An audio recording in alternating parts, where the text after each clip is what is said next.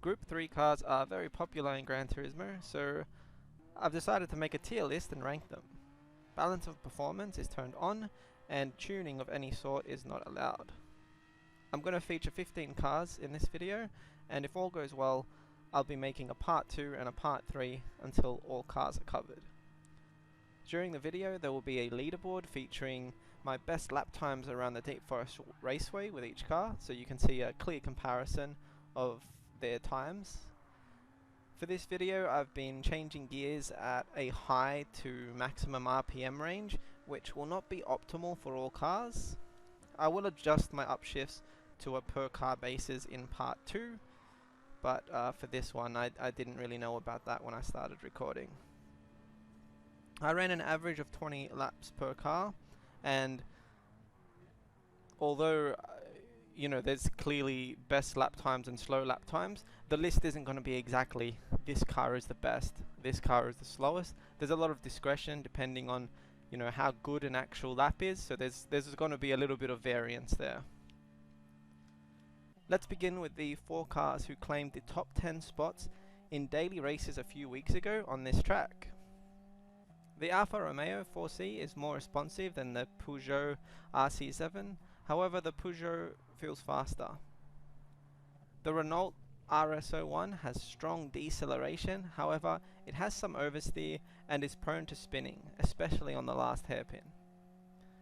The WRX felt the most stable, followed by the Peugeot, then the Alfa, and then the Renault. I found the Subaru the easiest to be consistent with and got the fastest time with out of the 4 cars. It does require noticeably more braking than the Renault, which leads me to believe it must have more power on the straights than the other cars.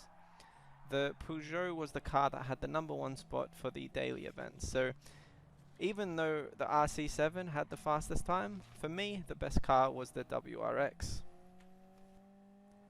The Aston Martin DBR9 GT1 felt like it had some understeer and was mostly very stable.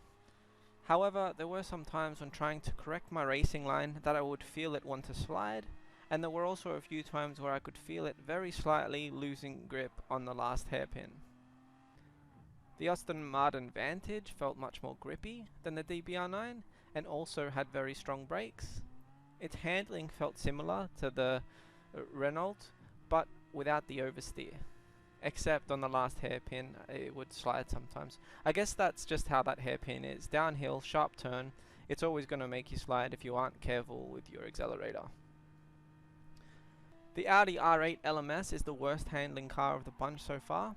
However, it also feels like one of the most powerful, if not the most powerful car of this list. It was very fun to drive, but scary because it drifts very easily and you can lose control if careless. The Bmw M3 Gt 2011 feels bad in all ways. It understeers and feels like it lacks power as well. It does have good braking, however without cornering speed and without power on the straights, this isn't a very helpful trait. I can confidently say that it's the slowest Group 3 car I've tested so far. The Bmw Z4 Gt3 feels the opposite of the M3. It feels powerful and like it has good cornering speed, but it feels a little weak on the brakes. This would also explain why I kept accidentally ramming into the back of a Z4 in online racing a while back. This car wasn't among the top 10 times when this track was a daily race, but I'm sure it would have been very close. The Group 3 Corvette was very nice. It has a wide turning radius, but it has strong brakes and slight oversteer which counteracts the turning radius. It has decent power and sometimes drifts. It's easier to keep control of than the Audi, but it can definitely drift out if you aren't careful.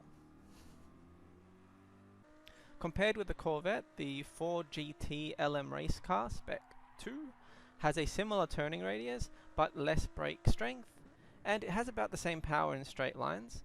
Overall, I can confidently recommend the Chevy over this Ford.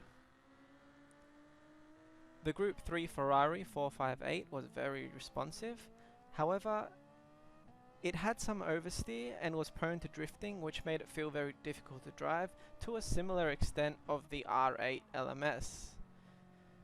It has average power and good cornering speed. It's a fun Group 3 car to choose, but difficult to be consistent with. The Lamborghini Huracan Gt3 felt similar to the Ferrari, however I couldn't manage a faster time with it. It felt a bit more consistent with less oversteer, but still prone to losing grip, just not as severe as in the case with the Ferrari. If I were to choose between these two Italian Group 3 cars, I'd most likely pick the Huracan because it felt easier to use, but I can't confidently recommend one over the other. They're pretty even. The Huandai Genesis Group 3 car is a very stable and easy to use car. It was very nice to use. It has very good cornering speed, average braking power, but it does feel a little bit weak on power. Overall, this car performed very well around deep forest, and it is very easy to be consistent with. I think this car might be my favorite out of the list. I really enjoyed using this one. The Citroën Group 3 car has good acceleration and cornering speed. It has a slightly larger turning radius than the Genesis, but it is still nimble. It's prone to drifting and losing grip, however, which makes it difficult to be consistent with. I can't know for sure, but it also felt like it has very strong low speed acceleration. Oh, and the car with the best launch is the Ferrari. I mean, that's kind of a random point, but there you go. If you enjoyed this video and you're keen for more, please comment and tell me that you enjoyed the video. That way I'll be sure to make a part 2.